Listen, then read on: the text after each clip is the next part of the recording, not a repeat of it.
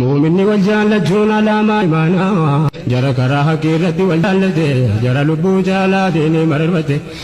ناني ربي ساتي جتش والجالة كان موافان تفسير دبتي إتاوز بيو وجيرا ملتي يا نم الإسلام من كوني سدوم فتي كان دينك دي أمام لبتي كوفتي هذا بابا إلمان لبو جالبتي وندرك ربي رسول الجالة وبولا ربي جتشارك والقبتي ملا نبي ركولي دابتي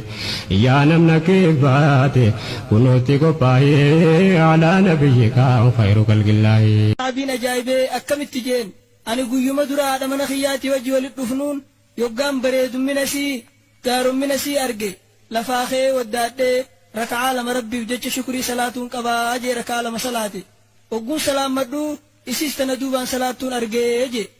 يقام سلام مدي hiriyoonni siidhaa hiriyoonni khiyya warri aruuza kana yoo wuccidha kana dhufe hundinuu biraa dachaan lafaa keetiin harkatti laadde akkasuma dhaabbadhu naan jette dhiiroo maali hoggaan juu khutbaan irra qaraate je alhamdulillaahi ahmaduhu wa asta'iinuhu wa usalli alaa muhammadin wa aalihi inni imra'atun ghariiba laa cilma lii bi akhlaaqik maal naan jette je ani dubartii fagoo sit dhufte haala keen beeku waan jaalattu naa himikkaan dalaguuf waan jibbitu naa himikkaan irraa fagaadhuufi atis gosatee khaysaa orma kee khaysaa dubartii silaafuutu numa qabda anis ummata keenya khaysaa namaan heerumu silaanuman qaba rabbii walin nu fide na argatte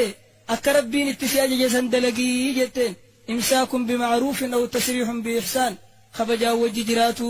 waa kabajaan addaan bahu aquulu qawlii haadaa wa astaghfirullaha lii walak akkana jettee khutbaan irra qaraatee je duba shureyhiin akkini je yeroo silaa namni obsan qabne san keeysatti ነቢያችን ተከትለን لا إله إلا الله መልእክታቸውን ተቀብለን